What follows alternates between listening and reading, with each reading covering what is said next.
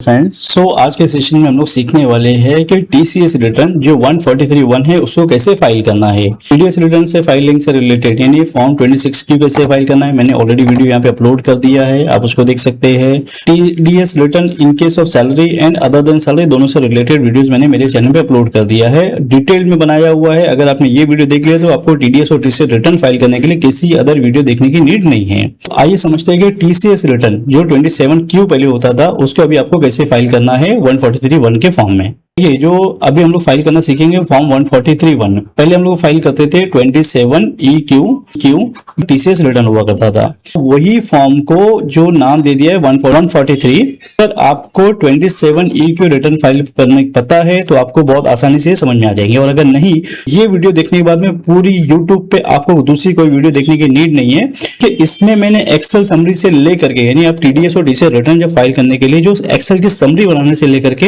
Return upload करने तक का पूरा जर्नी कवर किया स्टेप बाय स्टेप, वो भी बहुत डिटेल में।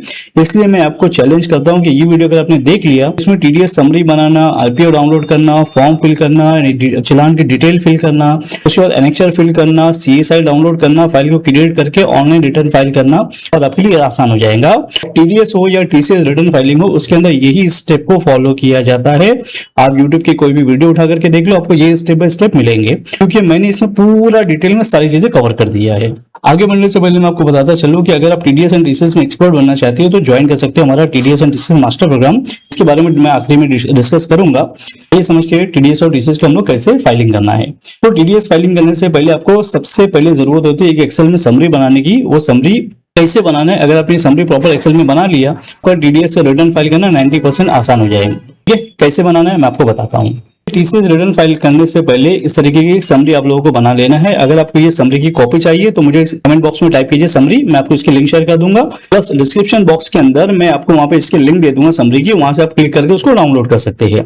तो आपको कमेंट करने की कोई नीड नहीं है, वहां से आप डाउनलोड कर लेना। आपको समरी बनाने कैसे है, सबसे पहले कॉलम में आपको आपका पैन नंबर मतलब किसका, जिसका आपने टीसीएस कलेक्ट किया है, नाम, क्योंकि ये डिटेल आपको लगेंगे जब आप फाइलिंग करोगे। नेचर ऑफ पेमेंट, किसके बिहाफ में आप टीसीएस का कलेक्शन किया है वो, उसका सेक्शन कोड क्या है और उसका टेबल एंट्रीज वगैरह क्या है। उसके बाद में क्या अमाउंट आपने उनको यानी ग्रॉस अमाउंट कितना था, उसके बाद उस पर टीसीएस कितना आपने कलेक्ट किया है, बाद में अमाउंट कितना पेड किया है, ये this amount plus this amount equal to this amount, ये आपको पहले बना लेना है। प्लस के बाद में आता है date of collection, date of collection के बाद में बीएसआर कोड, चालान नंबर और डेट ऑफ पेमेंट। ये तीन चीज आपको मिलेंगी जो चालान आपने ऑनलाइन पेड किया है टीसीएस का, और ये सारी डिटेल आपके पास में अवेलेबल रहेंगी जिसका भी आपने टीसीएस का कलेक्शन किया है। सिमिलर आपको समरी बनाना होता है टीडीएस के केस में भी। जो मैंने ये 2 वीडियोस अपलोड किया है, वीडियोस जो मैंने अपलोड किया है इसके डिस्क्रिप्शन में भी मैंने लिंक दे दिया है, आप वहां पे लिंक पे क्लिक करके ये समरी डाउनलोड कर सकते हो कि कैसे बनाना है। अभी समरी तो आपकी बन गई, इसके बेसिस पे अगर आपने ये समरी बना लिया तो आपने टीडीएस का 80% काम आसान कर दिया, और आपको बस यहाँ से कॉपी पेस्ट करके रिटर्न फाइल करना है। मैं आपको बताता हूँ कैसे। सबसे पहले हमने समरी बना ली। समरी बनाने के बाद में हम लोग जाएंगे उसके नेक्स्ट स्टेप के ऊपर, जिसमें हमको आरपीओ डाउनलोड करना होता है। आरपीओ क्या होता है, रिटर्न प्रिपरेशन यूटिलिटी, जिसको हमको फ्री में डाउनलोड करना होता है टैक्स इन्फॉर्मेशन वेबसाइट से। एक्चुअली टीडीएस और टीसीएस रिटर्न फाइल करने के लिए लोग महंगे सॉफ्टवेयर लेते हैं। मैं आपको सजेस्ट करूंगा कि कोई सॉफ्टवेयर लेने की नीड नहीं है, आप इस आरपीओ के बेसिस पे अपना रिटर्न बहुत आसानी से बहुत क्विक बेसिस पे फाइल कर सकते हैं। मैं आपको बताता हूँ कैसे। आरपीओ डाउनलोड करने के लिए आप सबसे पहले जाओ गूगल पे क्लिक करो आरपीओ डाउनलोड करेंगे तो यहाँ पे प्रोटीन इंडिया की आपको वेबसाइट दिखेंगे, इस पर क्लिक करना है। क्लिक करते साथ ये वेबसाइट आपके सामने ओपन होंगी। नीचे बॉटम में जाओ, बॉटम में जाने के बाद में यहाँ पे देखो आपको मिलेगा रिटर्न प्रिपरेशन यूटिलिटी यानी आरपीयू डाउनलोड। इस वजह से यहाँ पे क्लिक करो, देखिए यहाँ लेफ्ट राइट कॉर्नर पे आपको दिख रहा है कि यहाँ पे आरपीयू डाउनलोड हो गया है। आपका आरपीओ डाउनलोड हो गया। डाउनलोड करने के बाद में ये देखिए जिप की हुई फाइल है, इस पे राइट क्लिक करना है। क्लिक करने के बाद में स्ट्राइक हियर पे क्लिक करोगे। स्ट्राइक पे क्लिक करने का ये आपका स्ट्राइक होकर के सामने डेटा आ जाएगा। तो इसको डबल क्लिक करके ओपन कर लो और नीचे जाओ। नीचे यहाँ पे आरपीओ दिखेगा आरपीओ वर्जन 101। वर्जन चेंज होते रहता है लेकिन अंदर के जो कंटेंट है सिमिलर रहते हैं। तो मैंने एंटर मारा और ओपन कर लिया। मैसेज आया, मैंने ओके किया। अब मेरे सामने यहाँ पे इसके आगे आरपीओ की स्क्रीन। अभी मुझे क्या करना है भाई, कौन सा फॉर्म लेना है, 143 टीसीएस रिटर्न फाइल करने जा रहा हूँ 143। अब मैं यहाँ से कंटिन्यू पे क्लिक कर दूँ, क्लिक टू कंटिन्यू। आ गया मैं 143 के ऊपर। 143 पे आने के बाद में आपको यहाँ पे सिर्फ 3 काम करना होता है। सबसे पहले आपको यहाँ पे फॉर्म फिल करने का ऑप्शन मिलता है, दूसरा चालान की एंट्री, और तीसरा सबसे डिफिकल्ट एनेक्चर को डेटा फिल करना होता है। अगर आपने एक्सेल की समरी बना ली है तो ये समझ लो आपने ये भी काम बहुत आसानी से शो कंप्लीट कर दिया है। तो मैं आपको बताता हूँ स्टेप बाय स्टेप कि आपको ये फॉर्म को फिल करना कैसे। सबसे पहले हम लोग सीखेंगे फॉर्म को कैसे फिल करना है। फिल करने के लिए आपके पास में डिटेल होना चाहिए। जो भी कलेक्टर है जिसके लिए आप रिटर्न फाइल कर रहे हो, उसका नाम, उसका एड्रेस, उसका पैन नंबर, उसका टैन नंबर, कौन सा टैक्स ईयर है वो, कॉन्टैक्ट नंबर, ईमेल आईडी और उसका डेस्टिनेशन, डिटेल बना करके रख लो एक्सेल की समरी के अंदर और बस यहाँ से कॉपी पेस्टिंग करते चले जाओ। मैं आपको बताता हूँ कैसे। सबसे पहले आपने 143(1) के अंदर यहाँ पे क्वार्टर सेलेक्ट कर लिया। तो सेलेक्ट करने के बाद में आप यहाँ पे टैन नंबर फिल करोगे, पैन नंबर फिल करोगे, टैक्स ईयर सेलेक्ट करोगे। उसके बाद में जो भी आपके टाइप है यानी उसका जो स्टेटस है, इंडिविजुअल है, पार्टनरशिप फर्म है, एलएलपी है, कंपनीज है, जो भी आपको यहाँ से आपकी जिसके लिए रिटर्न फाइल करे वो आपको यहाँ से सेलेक्ट कर लेना है। इसके बाद में ये पार्ट ए कंप्लीट हो जाएगा। बाद में नीचे जाना है आपको पार्ट बी। पार्ट ए के अंदर जो सेकंड नंबर का जो कॉलम देखिएगा यहाँ पे आपको एड्रेस फिल करना है। एड्रेस में कैसा है भाई, जो जैसे अगर प्रोप्राइटर है जो प्रोप्राइटर का नाम आ जाएगा, पार्टनर है तो पार्टनर का नाम आ जाएगा। उसके बाद में जो एस्ट्रिक लगा हुआ दिख रहा है ना, ये मैंडेटरी फील्ड है, इसको आपको फिल करना है, बाकी छोड़ देंगे तो भी चलेगा। यहाँ पे मैं क्या करूंगा, नाम फिल करूंगा, उसका पूरा एड्रेस फिल करूंगा, तो बताता हूँ। ठीक है, मैंने यहाँ पे नाम फिल किया, यहाँ पे पूरा एड्रेस फिल कर दिया है, यहाँ पे कॉन्टेक्ट नंबर प्राइवेसी पर्पस के लिए मैंने ब्लर किया हुआ है। ठीक है, यहाँ पे ऑफिस का एड्रेस, बाकी यहाँ पे ईमेल आईडी मैंने फिल कर दिया। इस यहाँ पे आती है अगर जीएसटी नंबर आपके पास में है तो इसको फिल करो, अदरवाइज फिल करने की नीड नहीं है, अगर नहीं है तो कोई बात नहीं। इसके बाद में हम लोग नीचे चलेंगे, यहाँ पे आपको ऑप्शन मिलेगा सेम एज अबव। अगर आपका सेम एज अबव है तो उसको क्लिक कर दो, ऑटोमेटिक वहां से डेटा यहाँ पे कॉपी पेस्ट हो जाएगा। मैंने सेम एज अबव पे क्लिक किया, देखिए डेटा कॉपी पेस्ट हो गया। अपना नाम, बाकी सारी डिटेल यहाँ पे आ गई, मैं अपना मोबाइल नंबर और बाकी चीजें मैंने कॉपी पेस्ट कर दिया।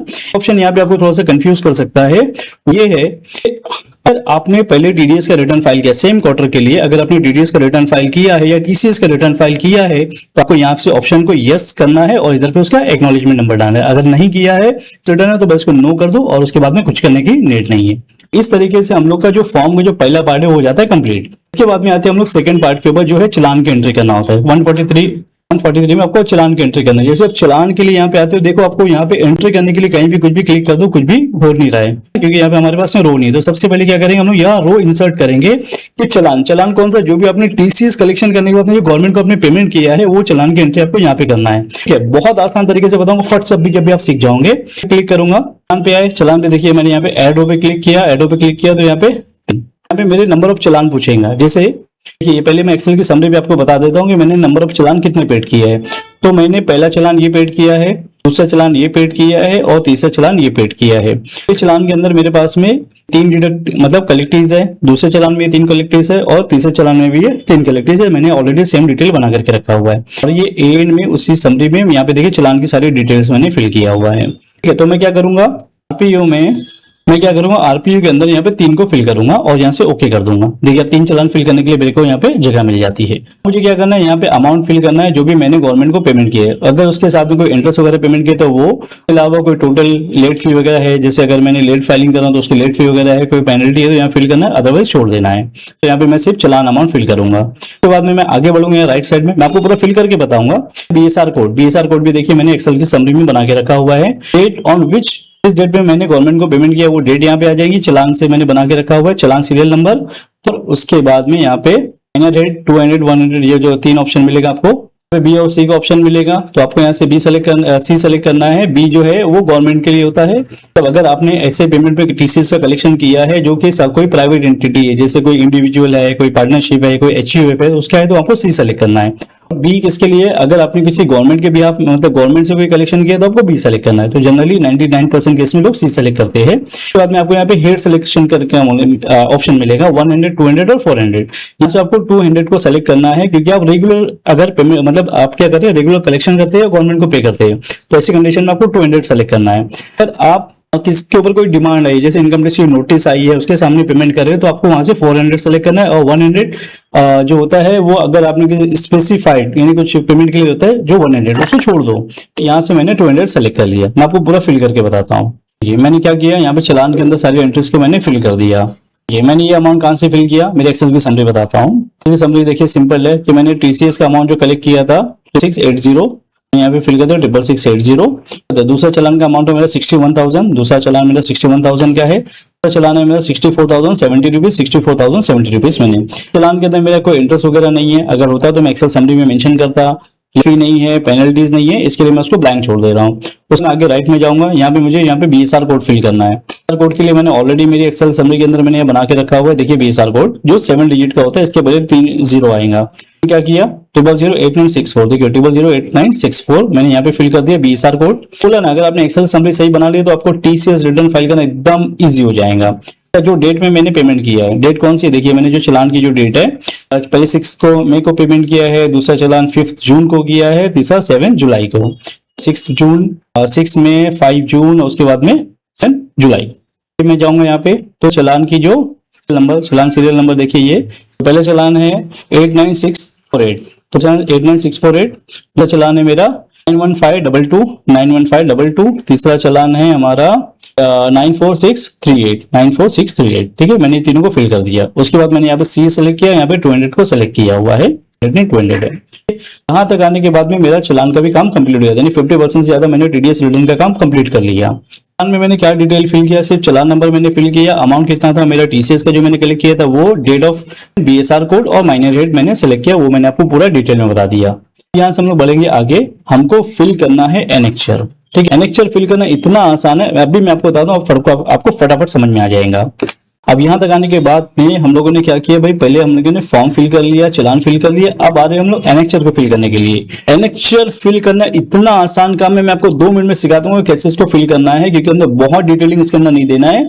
ये जो एक्सेल की हम लोगों ने समरी बनाया हुआ है, इसकी बेसिस पे ही हमको पूरा फाइल करना है, ठीक है। कोई डिफिकल्ट टास्क नहीं है, बहुत आसानी से अभी के अभी आप सीख जाओगे इसके अंदर कैसे उसमें फिल करना है। सबसे पहले हम लोग क्या करेंगे, यहाँ पे रो को इंसर्ट करेंगे। इंसर्ट करेंगे मतलब देखिए मेरे को यहाँ पे इंसर्ट करने के लिए, यानी कुछ भी टाइप करने के लिए कोई भी डेटा यहाँ पे नहीं दे रहा है, तो मैं क्या करूंगा, रो इंसर्ट करूंगा। मैं यहाँ पे इंसर्ट रो पे क्लिक करूंगा और यहाँ पे मुझे रो पे क्लिक करने के बाद में मुझे बता रहा है 1 2 3। देखिए यहाँ बहुत ज्यादा लोग गलती करते हैं, आपको ये मिस्टेक नहीं करना है। चालान नंबर 1 में आपके कितने मतलब कलेक्टिव्स है, तो चालान नंबर 1 में कितने कलेक्टिव्स है मैं आपको बताऊं। चालान नंबर 1 इसमें 3 कलेक्टिव्स है जिनके लिए मैंने कलेक्ट किया है, ठीक है। चालान नंबर 2 में भी सेम है और चालान नंबर 3 में भी मेरे सेम 3 कलेक्टिव्स है, तो मैं करूंगा 3, इसमें भी 3 और इसमें भी 3 मैंने फिल कर दिया। अब मैंने यहाँ से ओके करना है, जैसे ओके किया तो देखिए चालान नंबर 1 2 3, चालान नंबर 1, चालान नंबर 2, चालान नंबर 3। अब मेरे को इसके अंदर उनकी डिटेल फिल करना है जो मैंने एक्सेल के अंदर डेटा बनाया हुआ है। अभी आपको ये ब्लैंक दिख रहा है, एक्चुअली मैंने इसको फिल करके आपको पूरा बताना है, थोड़ा सा एक बार ब्लैंक पे बता दो फिर आपको फिल करके पूरा बताता हूँ। इसमें जो ग्रे आपको दिख रहा है ना, इसमें आपको कुछ भी नहीं करना, ये सब ऑटो फिल रहेगा। यहाँ पे आपको पैन नंबर फिल करना है, यहाँ पे नाम फिल करना है, ठीक है। रेसिडेंस है नहीं है वो आपको यहाँ से फिल करना है, मैं आपको पूरा फिल करके बताऊंगा। इसके बाद में कलेक्टिव कोड यहाँ से आपको देखना है, यहाँ से जो कलेक्टिव कोड है इसकी पूरी लिस्ट है, आपको कलेक्टिव कोड्स की पूरी लिस्ट आपको दे दूंगा। देखो कलेक्टिव कोड्स की पूरी लिस्ट है जो मैंने एक्सेल समरी के अंदर साथ में उसको बना करके रखा हुआ है। जैसे अभी आप देख रहे हो कि ये हम लोग टीसीएस के ऊपर काम कर रहे हैं ना, टीसीएस ये समरी के अंदर के ही मैंने इसको कलेक्टिव कोड्स को भी ऐड कर दिया है। आप नीचे से उसको डाउनलोड कर लेना, ये आपको कोड फिल करना रहेगा, यहाँ पे आपको कलेक्टिव कोड फिल करना है। बाद में आगे के जो सारे कॉलम्स है आपको 1 बाय 1 पूरे फिल करना है, मैं आपको फिल करके बताता हूँ कैसे। तो सबसे पहले देखिए 143 के अंदर हम लोगों ने क्या किया, यहाँ पे चालान की सारी डिटेल ये ऑटोमेटिक ले लिया, ये सब डिटेल ऑटोमेटिक आ रही है। जो हमने यहाँ पे चालान की डिटेल फिल किया था ना, यहाँ पे इसके अंदर ऑटोमेटिक आ रही है। आपको सारा काम शुरू करना है कॉलम नंबर 9 यानी सी से, क्योंकि यहाँ पे पैन नंबर आपको फिल करना है। पैन नंबर कहाँ से फिल करेंगे, पैन नंबर फिल करने के लिए जो आपने एक्सेल की समरी बनाई है, कलेक्टर्स के पैन नंबर, उनका नाम वो फिल कर लेते हैं अपन। यहाँ पे सारे कलेक्टर्स के यहाँ पे पैन नंबर फिल कर दिया, उनका नाम को फिल कर दिया। अब यहाँ पे पूछेंगे भाई वेदर रेसिडेंट ऑफ इंडिया, मतलब सिंपल है कि अगर कोई रेसिडेंस है तो यस करना है, अदर नॉन रेसिडेंट है तो नो करना है। तो नॉन रेसिडेंट है तो कोई नॉन रेसिडेंट नहीं है, मेरे सब सारे के सारे जिनका भी मैंने टीसीएस कलेक्शन किया सबके सब इंडियन है, तो मैंने यहाँ से नो कर दिया। ऐसे और आगे बढ़ूंगा। अब यहाँ पे मुझे कलेक्टिव कोड्स के बारे में पूछेगा, यहाँ पे मैंने 02 लिया है। 02 क्यों लिया है, अभी देखिए आपको यहाँ पे जो कलेक्टिव कोड्स की पूरी लिस्ट है, ठीक है। कंपनी है तो आपको 01 लेना है, इंडिविजुअल के लिए 2 लेना है, फर्म के लिए 3 लेना है, इस तरीके से कोड की लिस्ट है। तो सारे उसके बारे में मैंने डिटेल बनाया है। ये शीट जो है एक्सेल की पूरी मैंने डिस्क्रिप्शन बॉक्स में दे दी, उसको यहाँ से डाउनलोड कर लेना। अब मैंने क्या किया, इंडिविजुअल है तो मैंने क्या किया 1 को सिलेक्ट किया है, यहाँ पे सॉरी मैंने यहाँ पे 2 को सिलेक्ट किया। के बाद में यहाँ पे collected whether permanent establishment India, ये कॉलम के ऊपर आप कुछ भी करोगे कुछ नहीं होगा। क्यों, यहाँ पे देखिए मैंने जो है ना पे यहाँ पर मैं यस लूंगा, ठीक है, तो ये कॉलम वर्किंग होगा। अगर मैं यहाँ पे इसको नो कर दूंगा तो ये कॉलम काम नहीं करेगा। सिंपल इसका फंडा क्या है, अगर जो आपका डिडक्टी है वो इंडियन रेसिडेंट है तो उसका डेफिनेटली उसका इंडिया में उसका कहीं ना उसका जो परमानेंट एस्टैब्लिश इंडिया में रहेगा। अगर आपने इसको नो कर दिया है तो ये वर्किंग नहीं होगा। अगर आपने इसको यस किया है तो यहाँ से आपको ऑप्शन अवेल हो जाएंगे कि भाई यस को आपको यहाँ यस नो का सिलेक्शन आपको करने के लिए मिलेगा। ठीक है, तो मैं इसको वापस से नो कर देता हूँ। अगर आपके केस में ये है तो फिर आप उसको देख लेना। उसके बाद में यहाँ पे whether the collective opting tax regime, समझ में आया? कोई प्रॉब्लम नहीं, मैं इसके लिए पूरी गाइडेंस आपके लिए रेडी रखा हूँ। देखो यहाँ पे आपको यस और नो का ऑप्शन मिलेगा, मतलब कॉलम नंबर एच के अंदर whether the collective operating of the tax regime under section 202 subsection 1। इसमें क्या है मैं आपको बताता हूँ। देखो यहाँ पे सिंपल वही चीज को मैंने ठीक से मेंशन किया हुआ है। नो सेलेक्ट करना है जो this option is standard buyer who follow the default simplified, मतलब सिंपल है कि अगर आपने प्रॉपर वे में daily mostly business transaction like domestic trade में no reminder same standard section, आपको यहाँ पे नो को सेलेक्ट करना है। यस उस वक्त सिलेक्ट करना है जब बायर प्रोवाइड एक्सप्लिसिट कंफर्मेशन और formal declaration that they have opted for the specified consideration taxation regime under the, यहाँ पे नो सेलेक्ट करना है। उसके बाद में आपके बाद में आता है डेबिट, यानी जो भी आपने अमाउंट डेबिट किया हुआ है। डेबिट कौन सा? पेमेंट आपको मिला जिसके ऊपर आपने टीडीएस का कलेक्शन किया, टीसीएस का कलेक्शन किया। कौन सा अमाउंट? ये वाला अमाउंट, ये अमाउंट आपको यहाँ फिल करना है। मेरे चालान नंबर 1 के अंदर देखिए 12,18,464 मैंने इसको यहाँ पे फिल कर दिया। अब यहाँ से मुझे कॉपी पेस्ट करते चले जाना है पूरा की पूरा इसके अंदर, तो मैंने ये पूरा अमाउंट फिल कर दिया based on my excel sheet. ये शीट आपको नीचे से मिल जाएंगी। उसके बाद में डेट थी, डेट भी मेरे पास में देखो यहाँ पे कलेक्शन की जो डेट है वो डेट मैंने यहाँ से कॉपी पेस्ट कर दिया। उसके बाद कलेक्शन कोड, वेरी इंपॉर्टेंट, ठीक है। कलेक्शन कोड किस मतलब कलेक्शन कोड जो है इस कोड के भी हाफ में मैंने कलेक्शन किया है, मुझे वो बताना है, ठीक है। तो उसकी भी देखिए लिस्ट है मेरे पास। कलेक्शन कोड स्क्रैप के केस में, यानी जो इंडस्ट्रियल स्क्रैप है उसके केस में मैंने क्या किया है, टीसीएस को कलेक्ट किया है। तो स्क्रैप का जो कोड है 1068, इसे मैं क्या करूंगा, यहाँ पे जो मल्टीपल कोड्स दिख रहे हैं इसमें से मैं 1068 को सिलेक्ट कर दिया मैंने यहाँ से सारे के सारे। उसके बाद टैक्स का अमाउंट कितना था वो यहाँ पे फिल कर दिया। इस अमाउंट कहाँ पे, आपके जो एक्सेल शीट पे वहां से मिल गया, ये ऑटोमेटिक आ जाएगा वहां पे फिल करोगे तो।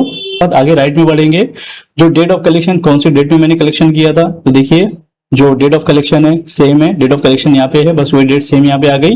रेट यहाँ पे 2% का रेट है, बेसिकली यहाँ पे 1 लिखा हुआ है। अब यहाँ पे जो रेट, जिस रेट से आपने टीसीएस का कलेक्शन किया है वो रेट यहाँ पे, तो मैंने 2% के रेट से कलेक्शन किया हुआ है। अब इसको छोड़ देना, आपको यहाँ से कुछ भी नहीं करना है। अगर आपका डिडक्ट ही है, मैं आपको फिर बता देता हूँ कॉलम क्यू के अंदर आपको फिल क्या करना है, तो वो ब्लैंक छोड़ देना। अगर आपने ये पिछले कॉलम पी में कोई रीजन सेलेक्ट किया है तो ये स्टैंडर्ड दे देना, अदरवाइज उसको छोड़ देना है। अगर आपने पी में, पी कौन सा था हमारा यहाँ पे, हम लोग कॉलम क्यू के ऊपर, कॉलम क्यू के अंदर जो है रीजन आपको देना है। अगर आपने लोअर डिडक्शन करना है तो यहाँ पे आपको ए बी सी 3 ऑप्शन दे रहा है, तो ए में क्या सेलेक्ट करना है, बी में क्या सेलेक्ट करना है, मैं आपको बताता हूँ। छोड़ देना है अगर स्टैंडर्ड टीसीएस, मतलब अगर आप स्टैंडर्ड लेवल से टीसीएस का कलेक्शन कर रहे हैं, यानी जो परसेंटेज था, जैसे कि मैंने 2% कलेक्ट किया है, 2% मेरे जो कानून के अंदर भी लिखा हुआ है। अगर मैंने उससे कम की रेट से कलेक्शन किया है या मैंने उसका कलेक्शन नहीं किया है, ठीक है, इसको फिल करना है, अदरवाइज इसको ब्लैंक छोड़ देना है। तो देखो पहले कॉलम ए कब सेलेक्ट करना है, अगर आपने लोअर डिडक्शन किया है, अगर सामने वाले बंदे ने कोई लोअर डिडक्शन का सर्टिफिकेट लेके आया इनकम टैक्स डिपार्टमेंट से, तो आपको वहां पे ए सेलेक्ट करना है। अगर डिडक्शन करिए जिसका पैन नंबर नहीं है या पैन नंबर लिंक नहीं है या उसका कोई दूसरा ऐसे इश्यूज है, तो आपको वहां से बी सेलेक्ट करना है। और सी उस वक्त सिलेक्ट करना है जब आपका जो स्पेसिफाइड कोई पर्सन के लिए है और रेट हायर है, कंडीशन में आपको सी सेलेक्ट करना है। यहाँ पे मैंने क्या किया, उसको ब्लैंक छोड़ दिया है क्योंकि मैंने स्टैंडर्ड रेट से डिडक्शन किया है, और अगर आपने स्टैंडर्ड रेट से डिडक्शन किया है तो आपको कुछ भी यहाँ से सेलेक्ट नहीं करना है। बाद में आता है सर्टिफिकेट नंबर, अगर सामने वाले के पास सर्टिफिकेट नंबर है तो उसको यहाँ पे फिल करना है। वो लोअर डिडक्शन सर्टिफिकेट की कुछ लोग होते हैं ना, तो जो जिनका जैसे मान लो भाई 2% के रेट से आपको कलेक्शन करना चाहिए, बट उसने लोअर डिडक्शन का सर्टिफिकेट लेके आया, बोलता है कि भाई मेरा कलेक्शन नहीं करने का, डिडक्शन नहीं करने का, तो ऐसी कंडीशन में आपको डीडीएस में भी सेम इशू आएगा। तो ये कहना सर्टिफिकेट नंबर डालना है, अदरवाइज है तो डालना है, नहीं तो इसको छोड़ देना है। कलेक्टर टीडीएस एज पर ये ठीक है। अब यहाँ पे भी देखिए आने के बाद में आपको जो पी जी अगर आपने फिल किया है तो आपको ये ऑप्शन एप्लीकेबल होगा, अदरवाइज इसको ब्लैंक छोड़ देने का है। चलान नंबर है, डेट ऑफ गवर्नमेंट, इसको दोनों को छोड़ देने का एज इट इज। लास्ट में आएगा एक ऑप्शन जो आपको यस करना है, जितना आपने कलेक्शन किया था पूरा गवर्नमेंट को पेड कर दिया या उसमें से कम पेड किया, तो आपको उसे यस कर देना है अगर आपने पूरा पेमेंट कर दिया है तो। यहाँ तक आने के बाद में आपका डीडीएस का 90% काम खत्म हो जाता है। बहुत आसानी से मैंने आपको बता दिया। इसको हम लोग क्या सबसे पहले क्या करेंगे, ये फाइल को आपको सेव कर देना है, क्योंकि जो भी आपने पूरा वर्किंग किया उसको सबसे पहले सेव कर दो। ठीक है, मैं इसको क्या करता हूँ, मैं डेस्कटॉप पे जाकर के इसको Q1 के नाम से इसको मैं सेव कर देता हूँ। Successfully save. टीएसआई डाउनलोड करने के लिए सबसे पहले हम लोग जाएंगे इनकम टैक्स की वेबसाइट पे, यहाँ पे क्लिक करके आप यहाँ पे क्लिक करोगे इनकम टैक्स। जैसे आप यहाँ पे क्लिक करोगे तो यहाँ पे इनका इनकम टैक्स का जो पोर्टल शो होगा, ये आप आ जाओगे क्लिक करने के बाद इनकम टैक्स की वेबसाइट पे। नीचे जाने के बाद में देखो यहाँ पे बॉटम में डाउनलोड CSI, इस पे क्लिक करो। क्लिक करने के बाद में आपको यहाँ पे दिखाएगा डाउनलोड CSI फाइल। अब यहाँ पे आपको 10 नंबर फिल करना है, कंफर्म करना है। जो भी न्यू इनकम टैक्स एक्ट या ओल्ड से चाहिए आपको वो सेलेक्ट करना है। यहाँ पे मोबाइल नंबर फिल करना है, मोबाइल नंबर पे OTP आएगा, OTP फिल करके कंटिन्यू कर देना है। मैं आपको करके बताता हूँ। डेटा मैंने फिल कर दिया, फिल करने के बाद में मैं यहाँ पे कंटिन्यू पे क्लिक करूंगा। आपको मेरा मोबाइल नंबर और 10 नंबर नहीं शो हो रहा होगा क्योंकि ये प्राइवेसी पर्पज के लिए मैंने ब्लर किया हुआ है। ठीक है, अब मैं आगे यहाँ पे CSI फाइल डाउनलोड दिख रही है, यहाँ पे मुझे OTP आएगा, OTP मैं फिल करता हूँ। आ गया OTP मैंने फिल कर दिया। फिल करने के बाद मैं इसको यहाँ से कंटिन्यू पे क्लिक करता हूँ। कंटिन्यू पे क्लिक करूंगा, यहाँ पे मुझे नाम वगैरह कंफर्म करने के लिए बोलेगा और उसके बाद में फिर मैं कंटिन्यू पे क्लिक करूंगा। कंटिन्यू पे क्लिक करने के बाद में यहाँ पे डाउनलोड चालान स्टेटस इंक्वायरी, जिसको CSI के नाम से जाना जाता है, मुझे ये क्या करना है, यहाँ से बस देख लेना है भाई मैंने कौन से मंथ में कितना चालान पेड किया है। जैसे मैंने का चालान मई मंथ में पेड किया था तो फर्स्ट से देखूंगा और 7 जुलाई तक के मैंने पेड कर दिया है। फिल्टर करूंगा, फिल्टर करूंगा तो देखिए बहुत सारे चालान आ रहे हैं, तो उसको यहाँ से मैं डाउनलोड पे क्लिक कर दूंगा। जैसे मैं डाउनलोड पे क्लिक करूंगा देखिए मेरे चालान यहाँ पे डाउनलोड हो गए। ओके, सो डियर फ्रेंड, यहाँ तक आने के बाद में हमने फॉर्म पूरा फिल कर लिया, चालान की सारी डिटेल फिल कर दिया, एनेक्चर को फिल कर दिया, फाइल को सेव भी कर दिया और CSI फाइल को डाउनलोड भी कर लिया। अब हमारा काम मैक्सिमम खत्म हो गया, सिर्फ 2 काम करना है, आपका रिटर्न फाइल फट से खत्म हो जाएगा। मैं आपको करके बताता हूँ। मैं यहाँ पे क्रिएट पे क्लिक करूंगा, मैसेज आया, ब्राउज पे क्लिक करूंगा, जो फाइल मैंने CSI डाउनलोड किया मैं यहाँ पे पहले लगाऊंगा उसको। ठीक है, ये CSI फाइल मैंने डाउनलोड किया था, मैंने ब्राउज किया, यहाँ से उसको ओपन कर लिया, ये आगे इधर पे। अब मैं क्या करूंगा, जो मैं डेस्कटॉप पे सेव करके रखा हूँ उसको यहाँ पे जो Q1 है उसको मैं लगाता हूँ यहाँ से ब्राउज। ये मैं यहाँ पे Q1 को भी सेलेक्ट कर लिया ब्राउज करके, उसके बाद में मैं इसको सेव कर देता हूँ। ठीक है, ये दोनों बस मुझे यहाँ पे वैलिडेट पे क्लिक करना है, उसके बाद में फाइल जनरेट होंगी, उसको मैं जिप करूंगा और इनकम टैक्स की फाइल पे इनकम टैक्स की वेबसाइट पे ले करके इसको अपलोड कर दूंगा। मैं आपको बताता हूँ स्टेप बाय स्टेप कैसे, बहुत आसान प्रोसेस है। वैलिडेट करूंगा, अगर मैंने यहाँ पे कोई एरर की है तो एरर आएंगी और अगर नहीं आई एरर तो इसका मतलब मेरा सारा के सारा स्मूथली सब कुछ हो गया है। उसके बाद मुझे क्या है, अपलोडिंग का काम करना है। मैं यहाँ से वैलिडेट करता हूँ, एरर नहीं है इसका मतलब मेरा फाइल सक्सेसफुली वैलिडेट हो गया है। आइए मैं आपको दिखाता हूँ कैसे बनेंगे। ठीक है, ये फाइल वैलिडेट होने के बाद में सिंपल ये फाइल बनकर के आ गई मेरे सामने। यहाँ पे जो आपको जो फाइल दिख रही है, ठीक है, इसके ऊपर राइट क्लिक करना है आपको और उसको ऐड जिप करना है। जैसे आप ऐड जिप करेंगे तो ये इस तरीके से जिप फाइल बनकर के आ जाएंगी। फिर ये फाइल को लेके चलना है इनकम टैक्स की वेबसाइट पे, वहां से अपलोड करना है। ठीक है, करके बताता हूँ। सबसे पहले मैं जाऊंगा इनकम टैक्स की वेबसाइट पे, यहाँ पे लॉगिन पे क्लिक करूंगा। लॉगिन पे क्लिक करने के बाद में मुझे यहाँ से लॉगिन करना है पैन नंबर से। पैन नंबर से लॉगिन नहीं करना है, पैन नंबर से लॉगिन करना है। मैं उसको लॉगिन करता हूँ। ठीक है, मैंने लॉगिन कर लिया। लॉगिन करने के बाद में मुझे देखिए यहाँ पे जाना है फाइल में, फाइल के बाद में यहाँ पे income tax forms, income tax form के बाद में फाइल इनकम टैक्स फॉर्म, इस पे क्लिक करना है। इस पे जैसे क्लिक करूंगा नीचे देखिए मुझे यहाँ पे old income tax, new income tax और ओल्ड इनकम टैक्स दोनों यहाँ पे दिखेगा। तो मैं यहाँ पे न्यू पे जाऊंगा। ठीक है, न्यू पे जाने के बाद में नीचे जाना है, देखिए यहाँ पे आपको दिखेंगे फॉर्म 138, 143, 144 सारे TDS के और TCS के फॉर्म्स यहाँ पे दिखेंगे। इस पे क्लिक करना है। क्लिक करोगे तो यहाँ से TDS और TCS return form, let get start, इसको यहाँ पे क्लिक कर देंगे। क्लिक करने के बाद यहाँ पे फॉर्म का सिलेक्शन करना है, जो भी आप फॉर्म अपलोड करने जा रहे हो। अगर आप TDS रिटर्न फाइल कर रहे हो सैलरी के केस में तो आपको 138, अदर देन सैलरी 140 और आपको TCS रिटर्न का फाइल करना है तो 143। मैंने यहाँ से 143 को सेलेक्ट किया, यहाँ पे क्वार्टरली मेरा ये बता रहा है। उसके बाद में सिंपल यहाँ पे देखिए आपका टैन नंबर बाकी चीजें आ रही है। यहाँ से जो आपका टैक्स ईयर है वो टैक्स ईयर सेलेक्ट कर लिए। क्वार्टर जो है मेरा Q1 के लिए फाइल कर रहा हूँ। यहाँ से रेगुलर रिटर्न है, अगर रिवाइज होता तो रिवाइज आता। ठीक है, अटैच करना है। अटैच करना है कौन सी फाइल, ये जो जिप फाइल दिख रही है ना, जो मैंने अभी क्लियर उसको जिप किया है, वो फाइल यहाँ पे मुझे अटैच करना है। ठीक है, मैं यहाँ पे अटैच पे जाऊंगा, फाइल को यहाँ से ब्राउज करके लाऊंगा। 143 के अंदर वैलिडेट किया हुआ ये जिप फाइल। ठीक है, मैं यहाँ पे इसको ओपन पे क्लिक करूंगा। जैसे मैंने ओपन पे क्लिक किया देखिए यहाँ पे फाइल मेरी इधर पे आ गई है। ठीक है, अब मैं क्या करूँ, यहाँ पे प्रोसीड पे क्लिक करूंगा। ठीक है, प्रोसीड पे क्लिक करूंगा तो यहाँ पे भाई पूछेंगे are you sure want to proceed and verify, yes definitely मुझे प्रोसेस करना है, यस करूंगा। यहाँ पे मेरे को 10 नंबर ब्लर कर दिया है मैंने दोनों साइड में। ठीक है, ये ठीक है, यहाँ पे मेरा फॉर्म आ गया, यहाँ पे मेरे जो टैक्स ईयर है वो। ठीक है, बाद में मुझे पूछेंगे would you like to OTP mobile number के, यानी जो आपका मोबाइल नंबर रजिस्टर्ड है या जो आपके लिंक है पैन से, वो उसके यहाँ पे क्लिक करना है आपको। ठीक है, क्लिक करेंगे, agree and continue, generate OTP करेंगे, आपका रिटर्न यहाँ पे सक्सेसफुली फाइल हो गया। ठीक है, गो टू डैशबोर्ड पे जाएंगे, वहां से चाहे तो उधर पे चले जाओ, यहाँ से अगर आप चाहिए तो एक्नॉलेजमेंट आपका डाउनलोड कर सकते हो। तो ये स्टेप फॉलो करने के बाद में आप चाहे आपका टीडीएस रिटर्न हो या टीसीएस रिटर्न हो, दोनों तरीके से इसको आप फाइल कर सकते हो। यहां से आप उसका एक्नॉलेजमेंट डाउनलोड कर सकते हो। ठीक है, बहुत सिंपल और बहुत आसान लैंग्वेज में आपको समझा दिया है कि भाई टीसीएस का रिटर्न फाइल करना कैसे है। तो सारे स्टेप को आपको फॉलो करना है। टीडीएस पे समरी बना के आरपीओ डाउनलोड करते हुए आपको आपका DDS and TCS return file करना है। ड्यूरिंग द फाइलिंग अगर आपको कोई भी इश्यूज आते हैं, डिस्क्रिप्शन बॉक्स में मैंने व्हाट्सएप के ग्रुप की मेरी लिंक मैंने शेयर कर दिया, उसको आप क्लिक करो, उसमें मुझे प्राइवेट मैसेज करो। अगर आपको कोई भी प्रॉब्लम आता है तो मैं आपको उसको सॉर्ट आउट करके दे दूंगा। ठीक है, और अगर आप टीडीएस और टीसीएस में एक्सपर्ट बनना चाहते हो तो ज्वाइन कर सकते हो हमारा TDS and TCS master program, जिसमें आप बेसिक लेवल से लेकर एडवांस लेवल तक की सारी चीजें सीखोगे कि कैसे टीडीएस के रिटर्न फाइल करना है, कैसे सर्टिफिकेट डाउनलोड करना है, नोटिस अगर आ जाती है शॉर्ट डिडक्शन की तो उसको कैसे सॉल्व करना है, कैसे जस्टिफिकेशन रिपोर्ट डाउनलोड करना है, और टीडीएस और टीसीएस रिटर्न फाइल करने के बाद कैसे आपको सारे सर्टिफिकेट्स को डाउनलोड करना रहेगा। फर्दर डिटेल के लिए आप मुझे डिस्क्रिप्शन बॉक्स में मैंने जो ये व्हाट्सएप के लिंक शेयर किया है, आप उस पर मुझे कनेक्ट कर सकते हो और मैं आपको सारी डिटेल प्रोवाइड कर दूंगा। Finally thank you for watching. अगर वीडियो अच्छा लगा हो तो वीडियो को लाइक, चैनल को सब्सक्राइब जरूर से कीजिए।